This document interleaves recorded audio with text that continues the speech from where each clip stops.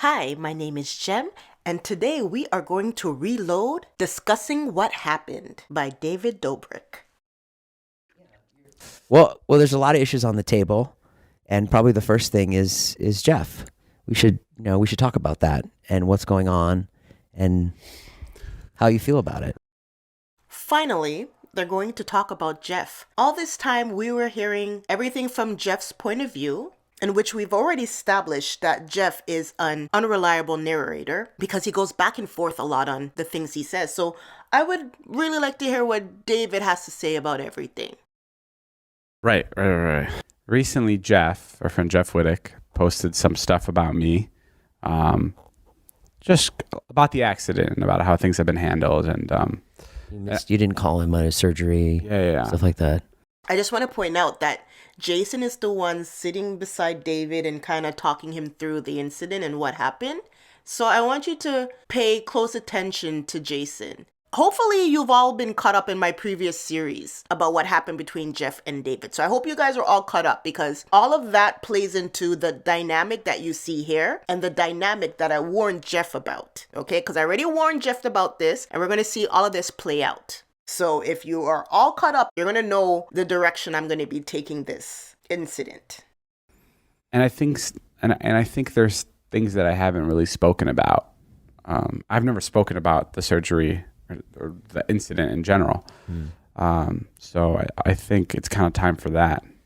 And we asked Jeff to come today and be on the podcast. He didn't want to, and we respect that. No, Jeff doesn't want to go anywhere. You know, he wants to talk his talk on his Jeff FM to get more people to his channel. He did the documentary on what happened to his eye. He put it on his main channel. All these interviews he's doing to promote his Jeff FM. And Jeff thinks, why should I promote your channel, David, when I can be promoting my channel? And the same reason why he's not really going to go on H3 podcast. He's like, why, you know? I don't know why. It seems like Jeff is kind of angling now to be a part of Logan's crew because I see him there a lot lately now. Through Jeff's own lips, he said that David doesn't have any clout anymore. You know, his clout is all dried up. I wonder if Jeff is just cutting ties with David and is trying to jump ship and hang out with Logan's people. But I don't know. We'll see. Jeff was not going to come on Views, Jason. But Jason, I like that you included that in there. And hopefully David talked to a PR team. I would assume when David gets it right, he gets it right. Okay? When he's doing his little apology stuff, he gets it right. Right. Because I would prefer to do that with him here. Yes, we do. You know, but that's also a reason I don't like doing any of this stuff. I don't like doing it either. I agree with you. I think like talking about someone when they're not in the room is like a really strange thing. Mm-hmm. I think you can tear open a person when they're in the room right next to you and like you're making eye contact, but I think it's a whole nother to talk about somebody when they're not there with you. Yeah. I don't know. The Jeff thing is the fucking worst because before I even say anything, like that day is like the worst thing that's ever happened to me, and I wish I would fucking do anything to take that day back. Okay, so David is saying it's the worst thing that's ever happened to him. He needs to follow that up by acknowledging what Jeff has gone through as well. You know what I mean? I mean, what he's saying, I'm sure is true, but you have to keep Jeff in mind while you said that. Because if it's that horrible for you, imagine what Jeff is going through, right? So that's the only thing. We are hearing from David, and yes, David, we want to hear your feelings and your emotions, but you have to kind of be mindful of how you say what you're going to say. It's like a tightrope. You're walking a tightrope. You want to express how you're feeling and how devastated you are, but also acknowledge even more so what Jeff is going through. But okay, maybe I stopped it too soon. Let's see. My hand is shaking. Like, yeah, I mean, anything. Like, I'm being dead ass. Like, I wish it was me up there. I wish whatever. Like, it's the most unfortunate thing ever. And I think, and and it's an accident. That's what it was. It's an accident. Like I also want to make that clear. I don't know if people think that there's never a world where I would ever want that to happen to a person. I was never up there like driving the thing wanting to hurt him or whatever it was. Like that was never the thing. Okay, I get that. Because like I said before in my last video, I didn't believe that David woke up that day saying, I'm gonna get Jeff. I never believed that's what happened. But when Jeff was on there, but you know what? Again, I was only hearing the story through Jeff's point of view. Let me hear what David has to say. Because straight up, you're not on trial here, David. But I do believe you when you say you didn't set out to hurt Jeff. Nope, I don't believe you did. It happened, but I don't believe you set out to hurt him. But, sorry, I have to add, Jeff. Okay, we listen to Jeff. Jeff thinks it was intentional. All right? That's coming from Jeff. So even you think people say, yeah, Jeff said. This is coming from Jeff. There's moments where I convince myself that you did it on purpose. I want to be clear, like obviously I didn't do it on purpose. I didn't say anything until Jeff said something, first of all. And my only thing was that you had him up there and you wanted him to scream. I didn't think you wanted him to die or you wanted him to get hurt. No. My only thought was that you wanted him to like scream like a little girl. That's what I'm thinking. Because Jeff is all like he's tough. You just wanted him to scream. That's how far as I took it. It was Jeff and Cody who said you did it intentionally. And you have to take that up with them. And this is the one fucked up thing where I kind of see the line of an accident and intentional fucking... I mean, it's blurred. Kind of think it was intentional. Because so these thoughts crossed my mind. Because that's on a whole other level. And I knew well enough not to say you did it intentionally. I said you did it for a laugh. And I think recently, so Jeff's gotten angry recently with me. And I don't know. There's a lot of layers to it, I feel like. And you can correct me if I'm wrong, but I think one of the main reasons Jeff is bummed with me right now is because he saw me do an interview. Okay, I have to stop it here. He's talking about the KC Neistat documentary, which is great, David. It's great that you're getting ahead of this documentary because I don't know what's up with this documentary, but according to Jeff, it was so bad that Casey had to call him and let him know what's up.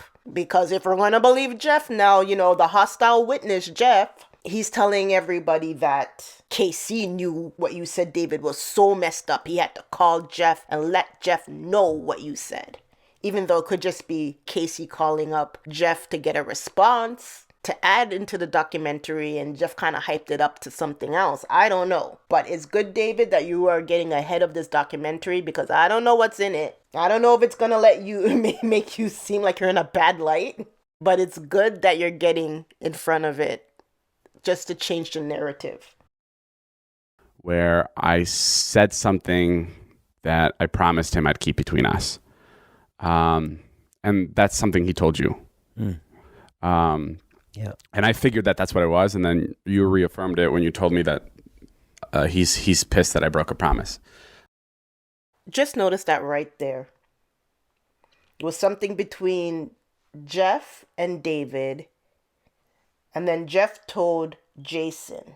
And Jason reaffirmed it with David. As in, again, what I told Jeff. Jason belongs to David. Okay? Just so you know. But let's see what this big secret is. This is so hard to talk about because I don't want to fucking sound. Okay. So it was the day of whatever it was. It was. You've never talked about the accident. You want to go through it? Yeah. I mean, we were filming a video, like my comeback video. I haven't posted in a while, and we wanted to do something exciting. And there was this YouTuber that we were collaborating with for it that like did these really cool really cool visuals of like people doing the coolest things. Yeah, we saw all of this in Jeff's documentary. That's why I say that YouTube is dangerous sometimes, because these guys actually saw and watched these YouTubers doing wild, out of these world stunts, and they actually sat there and was like, oh, let's all do it too. You know what I mean? Like, they're not even kids. You know, children will sit and watch YouTube and say they want to jump off the bed, and then you tell the kids, yeah, don't jump off the bed. You know, you might hurt yourself, like that thing. These guys were grown adults and they were watching something dangerous on YouTube and said, yes, yes, yes, we want to do that. At least, you know, with a child, they cannot rent an excavator. And one of them was people were like wakeboarding. I don't know what that's called, while holding on to an excavator. And that was like one of like 5 things we were going to do. That was like the first activity that we had planned to shoot. Here's the thing. That just seems so extreme to me. And you know how there are people in this world that life isn't exciting enough for them? Usually, if life is not exciting enough for you, you just go to an amusement park and then get on, you know, the tallest roller coaster and then scream for 10 seconds and then do it again. No, these people actually have to create their own all of the world stunts that are dangerous. There's a risk of death. That's what they have to do to make life worth living for them, because life isn't exciting enough for them. Anybody else, I'm telling you, wherever you live, I'm sure there's an amusement park with a really big roller coaster. Anytime you get this idea that life isn't exciting enough, just go on that really big roller coaster. All right? Problem solved. You don't need to do anything else. And yeah, the morning came where we were in Utah. We were filming it, and yeah, we were getting the shots, wakeboarding, and then I remember Jeff came up to one of my buddies, one of our friends. I don't know why I say it like that. And then later to me, and he was like, "This is fucking boring as shit. What are we like?" If it went down the way he said it went down, he said Jeff went up to one of their buddies first, and then to David. If you don't know what's going on here, David is telling us that he has a witness. He has someone that can corroborate his story. This is what David is showing us right there. That Jeff didn't say whatever it was just to him, but he said it to a mutual friend as well. Because right now it could just be he said, right? But all David has to do now is grab this mutual friend of his and have the mutual friend say, yeah, this is what Jeff said to me. Okay, I just want you to know this is what David is setting up right here. Brilliant. Now let's see, what did Jeff say to these 2 individuals at separate times? He was like, "This is fucking boring as shit. What are we like, preschoolers? Like, let's do something cool." Boo. He said he wanted.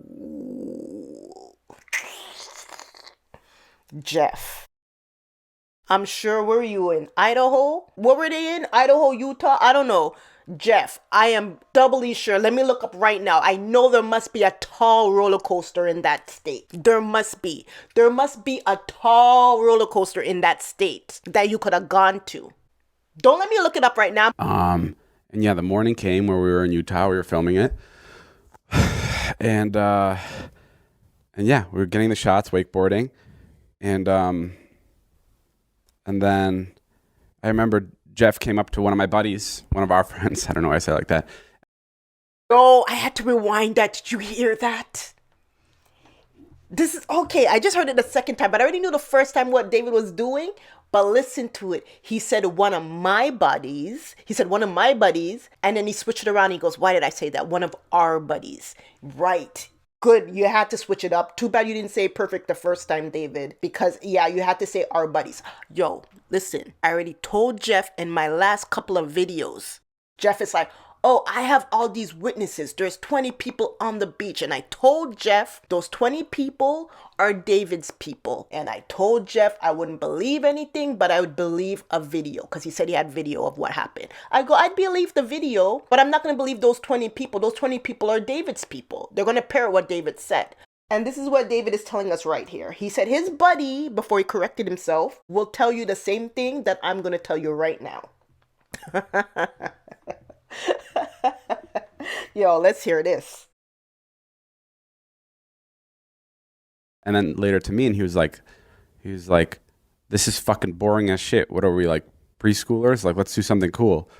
And he said he wanted to swing from it. David, you are telling me, Jem, that this was Jeff's idea? That's not what Jeff said. Jeff said it was your idea. Jeff said he has 16 gigabytes of video of you pleading to him to go jump on that rope. That's what Jeff said. And yet you're telling me it was Jeff's idea? Jeff said that you were begging him and all this time it took for you to get him on that rope. And you're telling me you weren't even thinking about doing that it was Jeff's idea? All right. And I loved the idea. I was like, hell yeah, let's do it.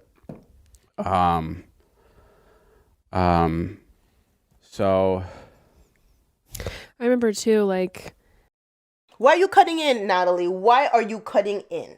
That's what I want to know. Because you have to listen to how a person tells their story, because you see that little slip up that David had. He had a little slip up, right? And that little slip up says a lot. And he was kind of struggling to find his next thought, which is okay. You know, he's thinking about what he's going to say. Let him think. Why are you jumping in right now, Natalie?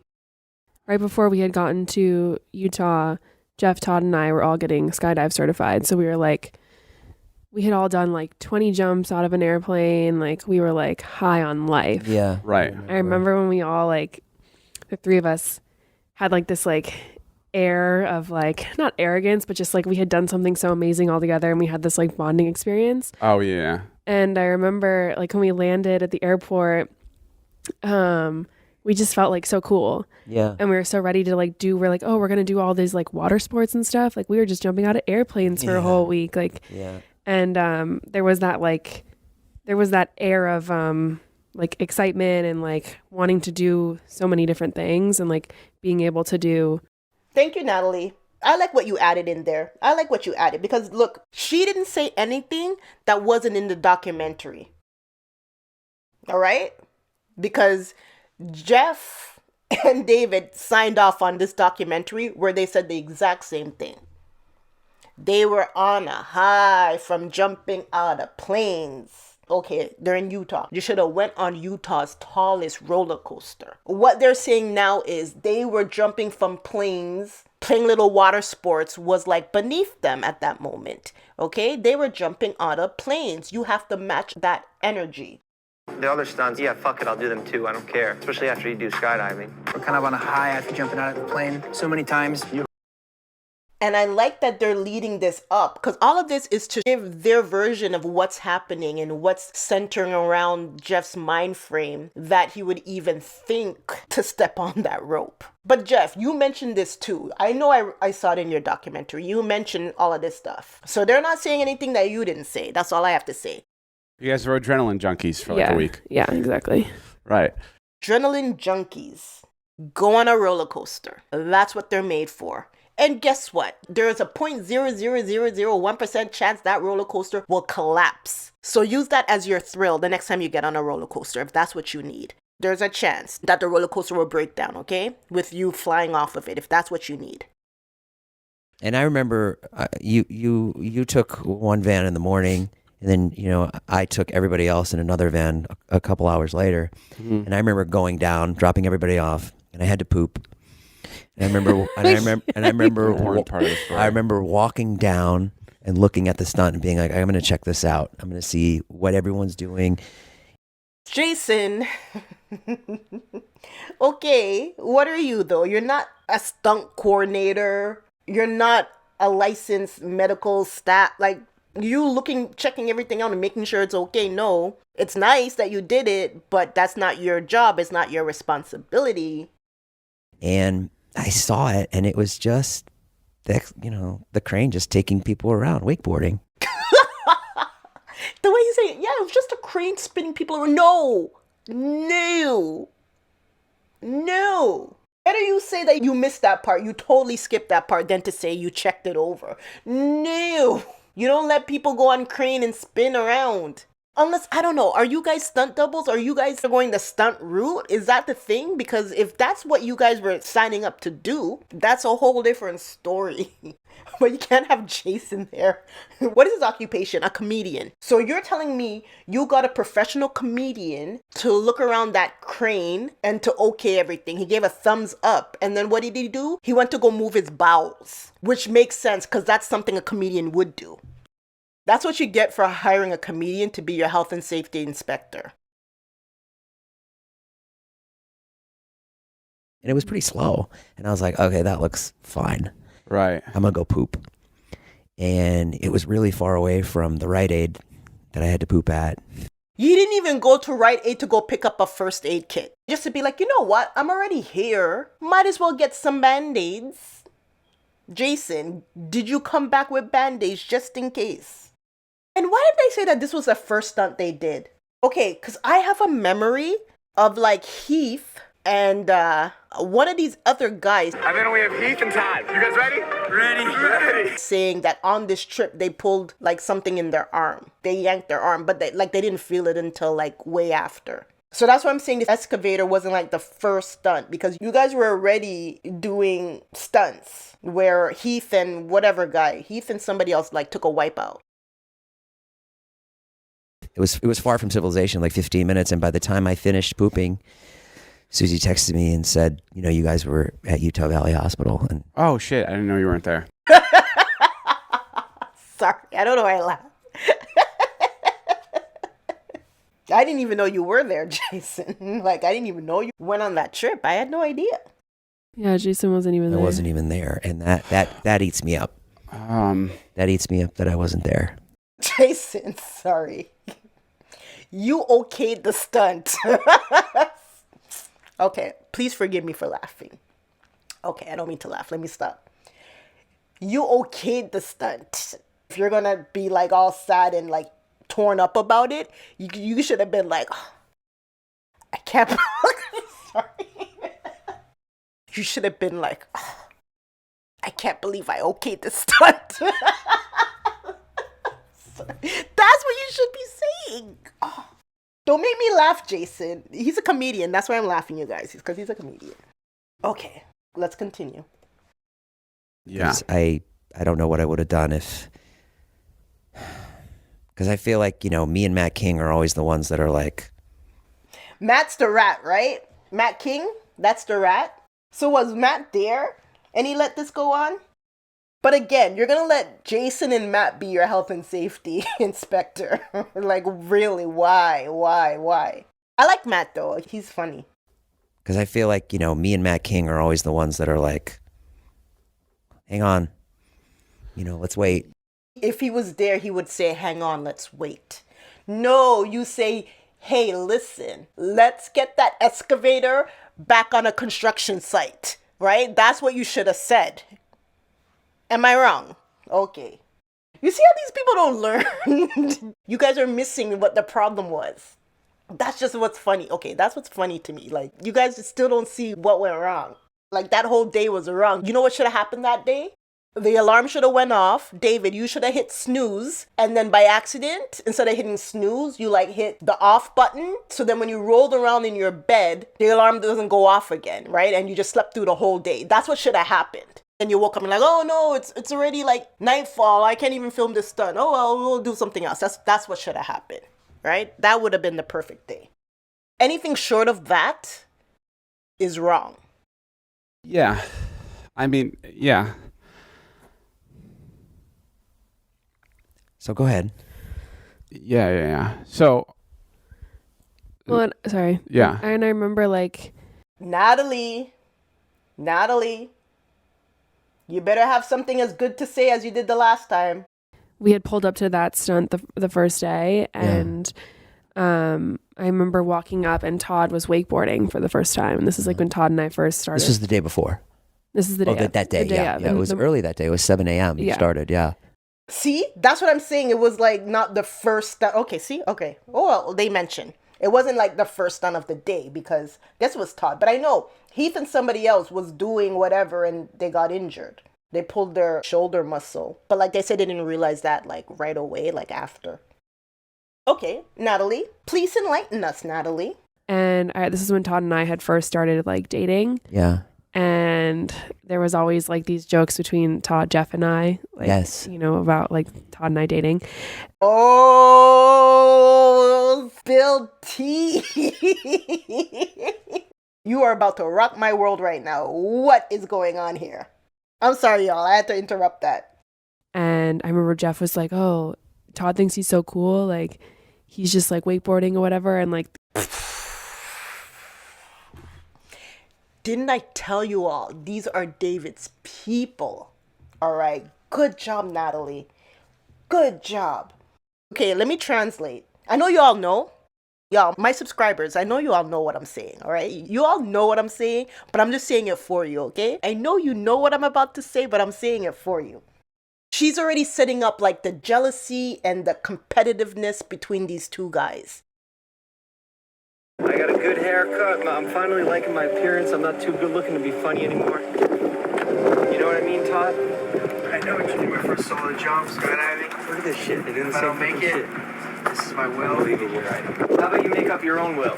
Hey, get your own ideas. It's your fucking haircut next time. I have to mold it first. I gave you the haircut. Never mind Jeff and the other men there, right? Is who can do the more dangerous stunt. Like, oh, you guys were waveboarding? Oh, please, I'm gonna do this. Like, Jeff is trying to prove himself in front of Natalie and Todd. I'm sitting there watching Todd wake surf for hours, and he's doing great. Natalie's not even thinking about you, Jeff. She's started dating Todd. Like, why are you even making this competition more than it is? It wasn't even a competition. It's supposed to be a group of friends going out, doing activities together. And now it's a competition because Jeff feels a way that he has to compete with Todd. Jeff, I thought Todd was your boy. Now I'm starting to think other things. Remember I told you about how Jeff threw Todd under the bus with the alcohol? Remember? Now this makes sense. because he was like, we had just done all these things. We had just jumped out of a plane like a million bajillion times. Now we're just like hanging on to like a wakeboard. But we're here trying to make a funny video. And if you want wakeboarding videos, go to YouTube and type in cool guy wake surfing, and I'm sure you'll see a ton of them. And there's like so many more other cooler things that could be done. I just jumped out of a plane 20 times. What's the worst that could happen? And so I think that like there was just this air of like everyone was trying to like have fun and like do cool things. Natalie, what's going on? You were saying something and then you kind of walked it back at the end. Nah. I know what you started to say. Then you walked it back. Why? What I heard you saying was Jeff was trying to one-up Todd and he was making jokes about you and Todd dating. Jeff, what are these jokes about? We already know your jokes, Jeff. You're like passive-aggressive jokes. These two are starting to date. Why are you ribbing them? Like, really? It was a comeback video. There was a lot of pressure on that. I mean, I think pressure on Matt. On that. Oh, I think there's a lot. I think there's a lot to be said with just that as well. Like, I think that's why I don't want to make the kinds of videos I was making before. Was there was this like pressure to perform. So there was like, and not. I don't know. I'm like 50-50 on it because it's like on one side, like that's how things are made that are great. Like everybody wants to contribute. Everybody wants to make it bigger. Everybody wants to make it better. Like that's how great things are made is like people have a motive and people have a desire to make something amazing. And I think that's what helped with my videos is each and every one of my friends wanted to contribute. And the reason they were so good is because all my friends helped me with the videos. You know what? Your video got the most views, right? So to shine and to get the spotlight on David's video is, again, it's like a trickle-down effect. They know that their YouTube channels is going to get more exposure, right? So you're going to perform your best stuff in David's vlogs to get people to now go over to your vlogs. And yeah, so like on one side, I think like that's exactly how something great is done. But on the other side, I could see how like that environment can get dangerous. So when we got to the hospital, Jeff was in pretty good spirits. It's a really hard thing to like navigate when you're in the hospital with something like that because you don't know whether or not to be like super serious and caring or goofy, right? Like I don't know how to do that. You don't know when you go to the hospital to be serious or to be goofy. Y'all, if you had to pick between the two, which one would you pick? Not that difficult, but okay, I'm still with you, David. You still have me. And I remember Jeff told me to check my DMs, and it was a video that he found like 15 minutes before the accident that somebody posted, and he said, let's recreate this. And it was a guy swinging from an excavator and flying off. Wow. Jeff. Wow. So David said Jeff sent this before, the accident, like 15 minutes before. Why would he send? It doesn't make any sense though, right? That he sent that 15 minutes before the accident. But okay, the time is 11:15 a.m. So maybe it was before, but they said they started early. Because I'm saying, okay, whatever. Okay, I'm not even going to get bogged down into the time and everything like that. Because I'm like, why don't you just show David? If David is right in front of you, why you DM David this video? Just show it to him. He's right beside you. But okay, whatever. This was sent from Jeff, and it says, let's recreate this. Guy's flying off an excavator. You know what it is too? Like, Jeff, you seen this video of a guy flying off of it. Not that you didn't know of a possibility of this is what can happen, but the fact that you saw a video of somebody flying off of it and you still got on it. But I think, right, this is why Jeff tied the rope to his ankle or whatever he did. I remember he tied something. He tied it, the rope, to his foot. So I think this video might have said, I have an idea, let me tie this rope. Because Corinna didn't do that. He did it. He saw this video and he's like, I'm not going to be flying off this thing. Let me tie it to my foot. I didn't see that DM till the hospital. And he jokes. He's like, I didn't mean literally, haha, like he joked. That was the first time I saw the DM. That was the first time I opened it. And then he asked, he's like, can you promise me one thing? And I said, what? And he's like, can you just promise that no one ever knows that this was my idea? Wow. Whoa. This is big. See how these people are? Okay, see? Here's the thing, Jeff. This is what you did. You told the same story, but you told it differently. And the one thing I asked from him was to not blame me for it. I don't want to look like a clout-chasing idiot. But even the way you told that story, it was kind of weird because the way Jeff told the story this is the clip. He gets a call from Kourtney Kardashian. He pans the phone over to me. I'm in the passenger seat, and he goes, look, he did something stupid. It took a second to realize, like, it's Kourtney Kardashian. I'm not going to be like, oh, fucking, what? No, he fucking did it. I didn't say anything. I kept my mouth shut. But I told him after when we were alone, I said, look, that call, that's not how this is going to go. I'll take this on the chin. I'll eat this. I'll believe it was an accident, and I'll try my best to forgive. But if you go around saying that this was not your fault, and you try to put it on the other guy, who's me, and say that this was my fault, these life-altering injuries, then there's going to be problems. That's where the switch flips. First of all, in no way could I ever in life feel embarrassed in front of Kourtney Kardashian, the woman who spent 10 years too long with Scott Disick. That embarrassment could never be embarrassed in front of her. But yet Jeff is. So what we find out about Jeff is he's very, very, very much concerned about the way people perceive him. He actually cares what Kourtney Kardashian thinks of him. Why? She's not your best friend. She's not your girlfriend.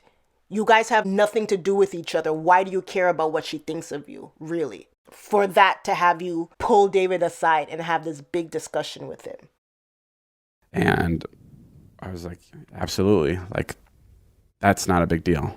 And then that's the promise I broke recently.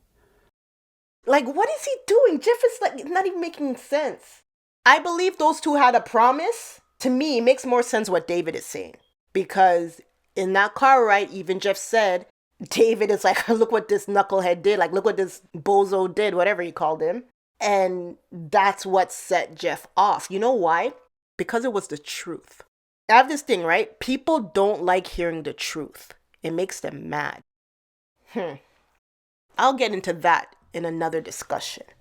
But it makes sense to me that David told the truth, and that's why Jeff was mad. And Jeff pulled him aside and said, don't tell anybody what happened, what I did. Don't tell everybody that I was foolish to do what I did. That was the promise. But okay, that was a promise. But David, he's copping up to it. He broke the promise. Those two had an agreement. They weren't going to say what happened. Wait a second. Let me just see what happens next.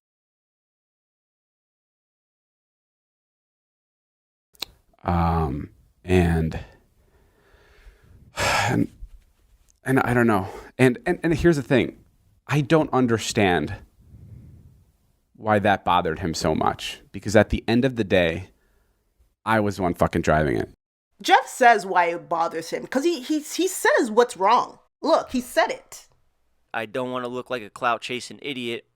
He doesn't want to look like a clout goblin, but you are Jeff. So you don't want to look like what you are. That's why David doesn't see the problem with it. Like, it was all like semantics.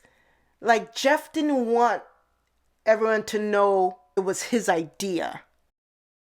But he says, even in the documentary, his own document, that he got on the rope. Like, it's just weird.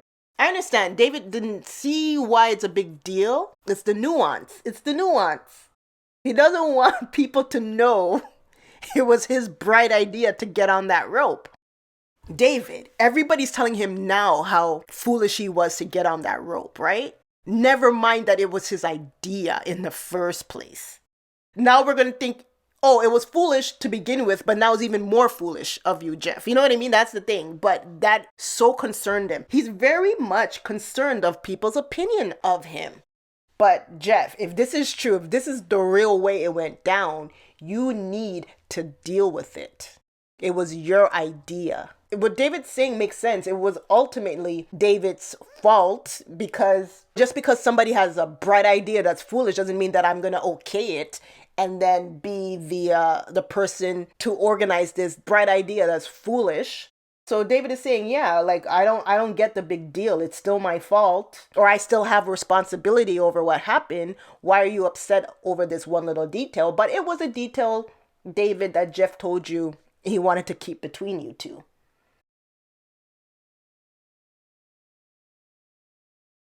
It was my video. I was the one sitting there. It's fucking clear as day. I am the one controlling the thing. He got hurt because I was driving. That's it. And I fucking know that. And like I said, I would, any chance I would get, I would take that back. Any chance I would get. But what I want to know, David, is if you made that promise, why did you break that promise? I guess you're saying because you didn't think it was a big deal to break the promise? Okay. But you're kind of skipping over the fact that what happened. Like, I want to hear his side of the story. Like, okay, David, you were in the excavator. Why did you make it go faster? Or did you make it go faster? Was that all that stuff that Jeff said, was that true or not? Like, did you make it go faster than what was supposed to go? Because let's say everything you're saying now is true, and it was Jeff's idea to go on it. When Jeff was up there, did Jeff start screaming at you to go faster, and then you went fast? Like, you're not talking about that part. Like, why did you go faster, or did you go faster? I don't know. You did skip over a big chunk right here, because Jeff is saying that you did it intentionally, and he's saying that you made it go faster. You know, and if that's not true, that's what you should be disputing. And that'll be the biggest regret of my life. My entire life. I really hope there's not a moment that I regret as much as that one. But yeah. And then we, it's like a pride thing. He didn't want to. Okay. Yeah. Whatever it was. Did you all hear Jason? Jason slipped in there. It was a pride thing. That's what I'm telling Jeff. Leave Jason alone. Jason belongs to David. Jason even slipped in there. Jeff, you were prideful. Whatever it was, I was like, yes, I can keep that. And then it got like a little bit. We started filming.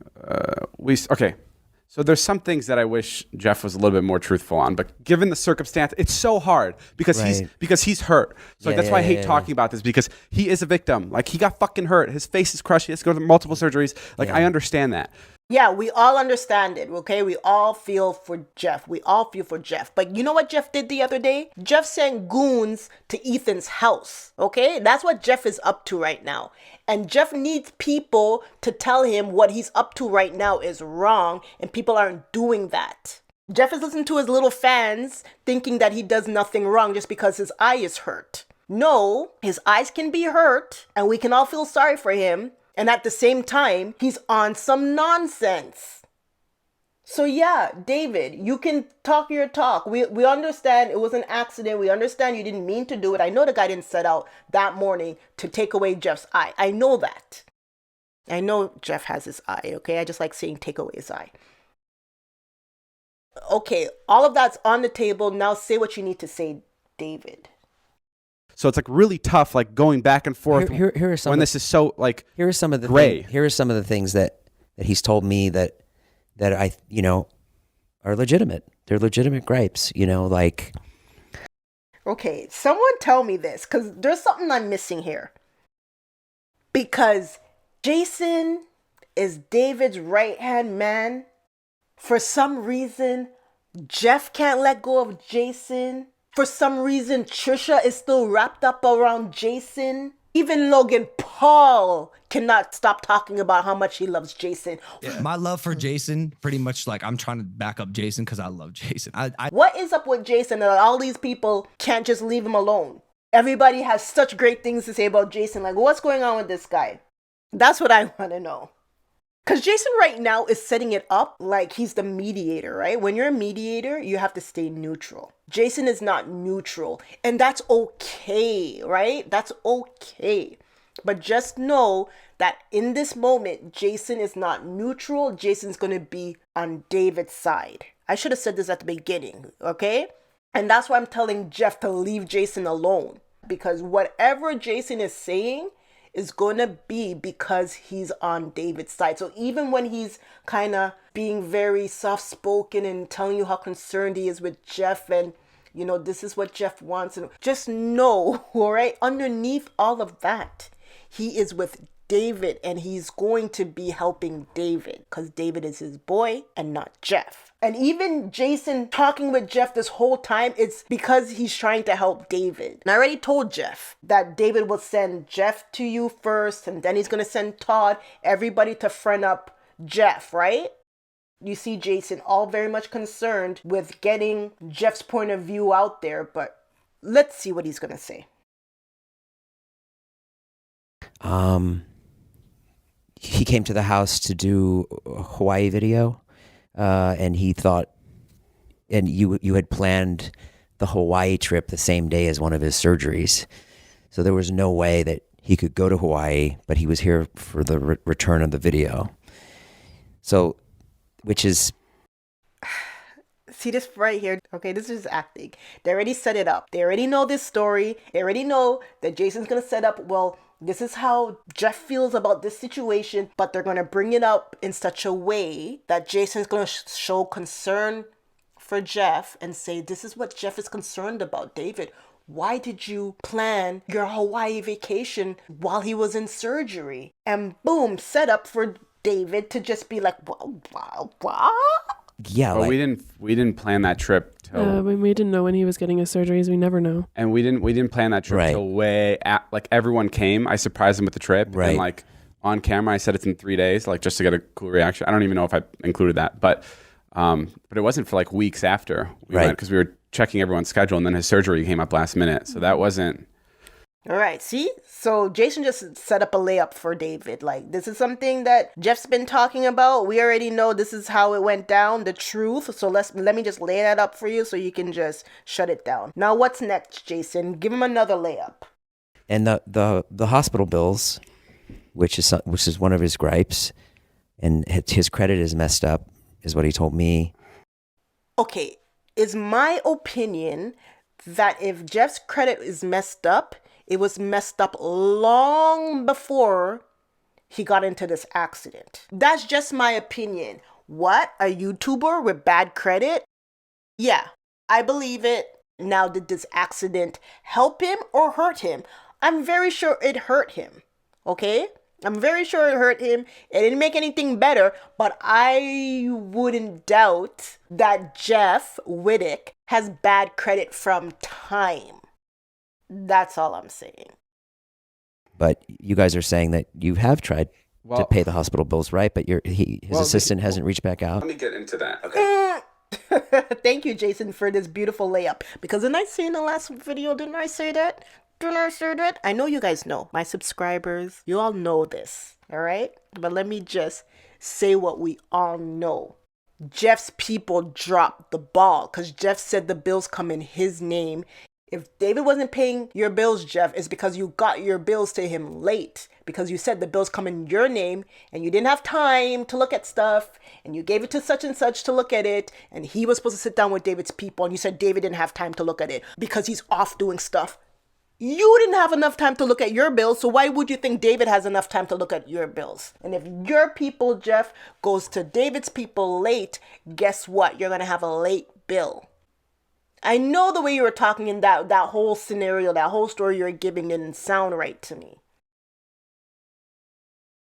Well, let me get into that. Okay. I think the hospital bills. This is tough. I'm not like trying to speak for Jeff, but I think it's fair that No. someone does. No. Definitely someone should be. Jason, calm down, Jason. Calm down. You're laying it on too thick, okay? You're laying it on too thick. We already know you belong to David. You're not sticking up for Jeff. You guys, he's not sticking up for Jeff. He's leading the conversation to make it look good for David. And like I said, I don't wrong him on that. David is his friend. He's going to stick by his friend. I'm just telling Jeff what's going on here. Speaking for Jeff because he's not here. But that stuff is tough because I think it goes along with what I'm about to say. So, well, let me get to the house. Should I talk about the hospital bills or should I go? I think we skipped a lot here. Yep. Okay, so Go back. Okay, so let me go back. So then we started filming. There's a lot of things that I wish were more like honest and transparent. And that was that it was Jeff wanted to keep the accident to ourselves for a while. I think he also just wasn't comfortable with like the way that he looked. He didn't want to show people until, he was ready. That's understandable. Right.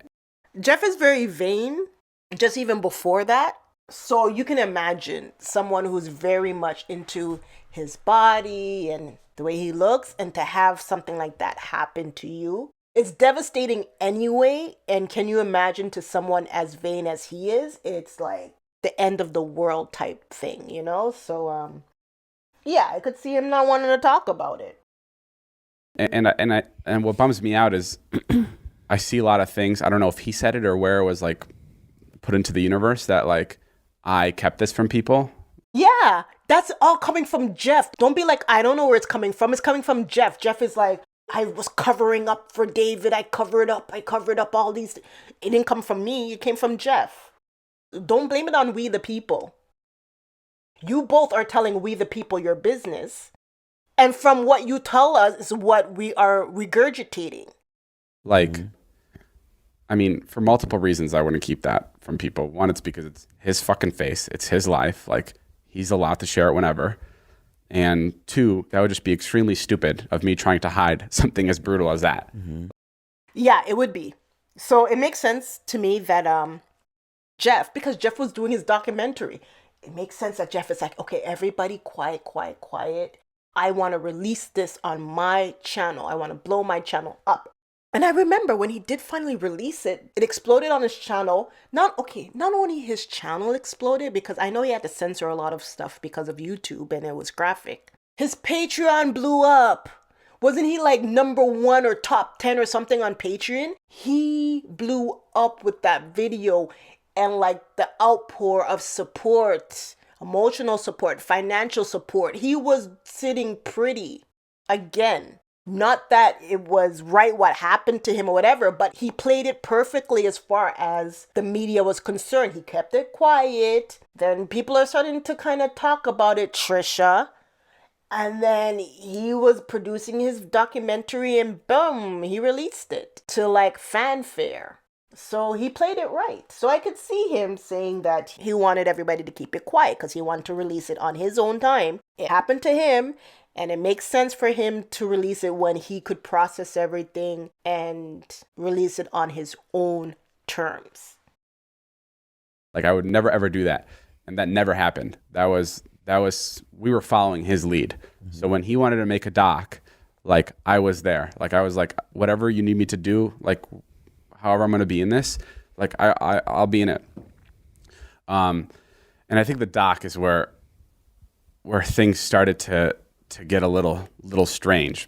Because remember that documentary, he set it up with, I remember, he was like, oh, I haven't seen David in such a long time, and David's not like, he did all of this stuff in that documentary that you two aren't close. And I would click on it, and it would be him being praised for something that he accomplished that week. And I resent seeing his face and maybe not want to go online. The documentary was like you two coming back together. I'm pretty sure that was on the documentary that I saw. Because this is all deja vu. You guys already talked about this. Yeah, because I even remember. Okay, we're going to get into this. Because I remember we were in Utah. We went to like 3 or 4 surgeries with him. I'm not sure, back to Utah. And one of them, we were filming the doc, and one of his guys that works with him went up to Taylor and was like, we really want to make David cry in this piece. We really want him to know what he's done. And there was more of what he said to Taylor, but that was kind of the thing that resonated with me the most. And that's where I started to feel like, oh, fuck, like, what's going on here? Like, someone's not being transparent with me here. Like, I almost feel like I'm being pushed into a corner. Mm-hmm. And that made me feel really, like, uncomfortable and scared. Mm-hmm. And Wait, why? What's wrong with what is wrong with you crying in the doc? Well, because it's just like a weird thing to say. I felt like it was like, I don't, correct me if I'm wrong, but like that to me felt like.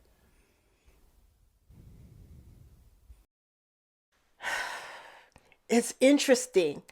These two, Jeff and David, aren't saying anything that wasn't in that documentary. Did you guys see? I put in certain clips in my previous videos for a reason.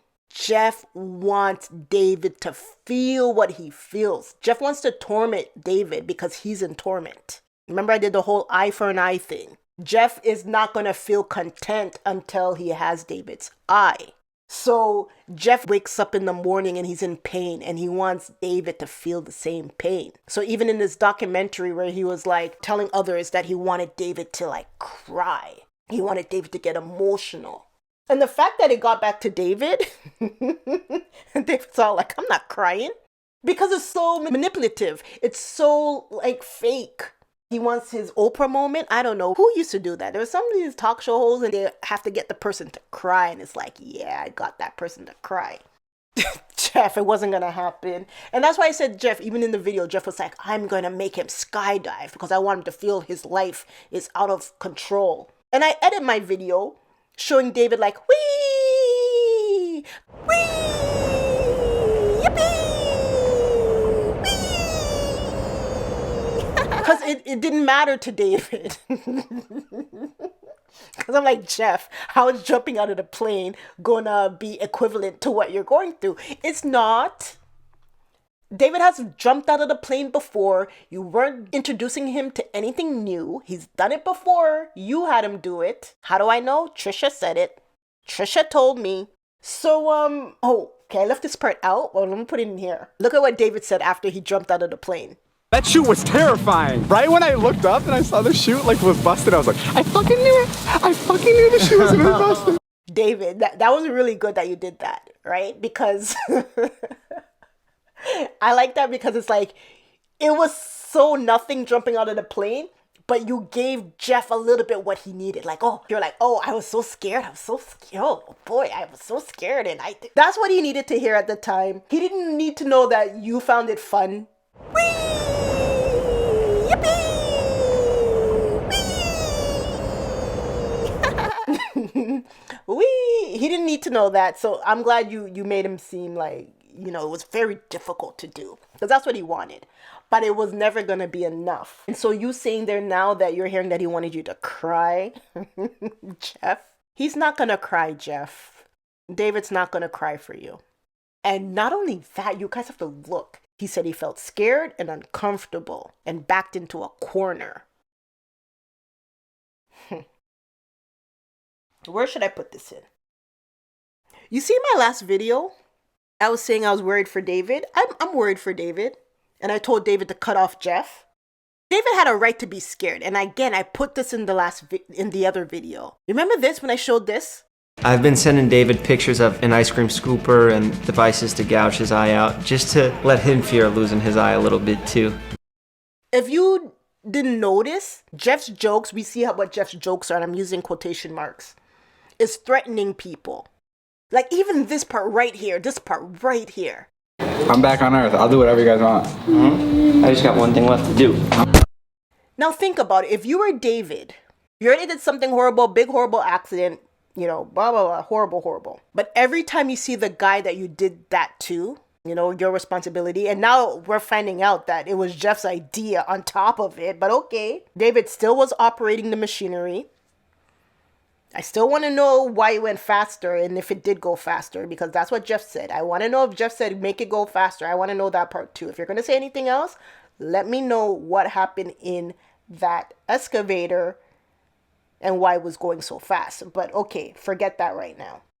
Every time David now is going to Jeff, Jeff is threatening him. Jeff is making everything awkward. Like, Jeff is not making it any easier for David to go to him and apologize and feel down and feel sorry, because your guard is up, because every time you go up to Jeff, Jeff is talking about how he's going to kill you. How much of that is David going to take? Every time I come up to you, you're threatening my life. I saw that in the documentary. Hey David, take this one. I got a bad feeling about that one. I can handle that one. I'm more experienced. That even like, here, take this knapsack, take this. That's like a subtle way of Jeff saying, I did something to this parachute, you know, take it. But you trust me, I didn't do anything to you. Like, take this. You know what I mean? Like, he's messing with David. David, I would have left long time ago. I would have cut this dude out of here. I would have said, take me to court. Take me to civil court. Do what you got to do, but you got to leave after. You got to leave. Just leave me. Leave me be. I don't know. Like, it just didn't feel, it just felt weird. Inauthentic. It's for the cameras. Jeff is really good at playing up the cameras. You notice what Jeff does? Jeff waits until right after the surgery. Like, right after the surgery, the doctor says, hey, are you up? Anesthesia's gone, you up? And Jeff is right with the camera up in his face, so you guys can see how bad his eye is. You know what I noticed? Like, a couple of days later, Jeff looks fine. You know what I mean? You could tell, like, he's not perfect or whatever, you know, You know, he's not perfect or whatever. You know, you could tell he has an injury. But he looks fine. He looks like a normal guy. But when he's ready to do this sympathy run, the sympathy, like, I don't know if he needs more money or whatever, or it's like a boost in Patreon. And when he's ready to do that, he'll have the camera right in his face, like right after surgery. 3 days later, he's like, oh, I'm not about drama anymore. I just want to focus on my videos and da-da-da-da-da-da. Because he just plays it up. There are people who are facially disfigured and they just live their life. Jeff, every time he has stitches right in his eye, he's going to put the camera in his face so you guys can see his stitches and feel sorry for him. Remember when I was good looking and your friend took that from me? Dude. This is what he did to David. Like, see this part with David? Like, guy, like, just cut it out. We feel bad for you already. We don't have to feel more bad. You know what I mean? We already feel bad for you. What, you want us to feel more bad? We already don't like that what happened to you happened. Now you have to be like, oh, but look, no, but really look. Yeah, we're sorry for you. No, but look at my eye. No, Jeff, we're really sorry. No, but did you see my eye? Like, Jeff, we know what happened to you. You showed us. We see it. We don't need to feel more sorry for you. I cannot feel any sorrier for you than what I do feel. No amount of gore is going to make me feel even more sorry for you. But when you start sending goons to people's house, that's going to let me feel less sorry for you. I'll tell you that right now. I start caring less and less and less and less to the point where I really don't care about what's going on with you in your eye. Because you are at the point now where you're in misery and you want everybody to be in misery with you. It's not going to happen. That's why you need to go to therapy and work out what's going on. Okay? Because we are all not going to go through your misery. Nope. You need to get out of it. And the way you get out of it is by actively doing something about it. I see that you are in great shape. It's important to be healthy. You're great physically, but are you working on yourself mentally? Are you taking as much effort as you are in your physicality and putting that into your mental state of being? I don't think so. You're making so that you're looking good on the outside, but what's going on inside? You're not doing what you need to be doing on the inside. Yeah. And also I think you know, the doc came after a bunch of other bad shit that happened. Right, and I think came at the wrong time. And then That's jokes to me. David told you not to release that doc. And that's what I'm saying. When Jeff released that doc, that's when everybody was very much against David. And if Jeff had pushed it even a bit further, he would have got the tide to totally turn against David. But Jeff held back. That doc wasn't a nail in the coffin for David. It could have been, but it wasn't. Jeff told the line. But I like how David said that doc came out at the wrong time.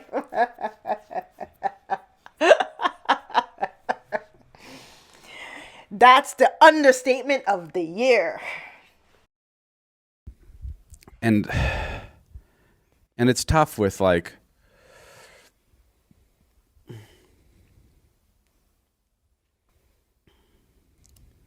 and it's tough. And then the doc got into things like, his doc got into things like how like I'm not there for him, like we don't talk enough, and a lot of that was true. Like, yeah, I know that was true.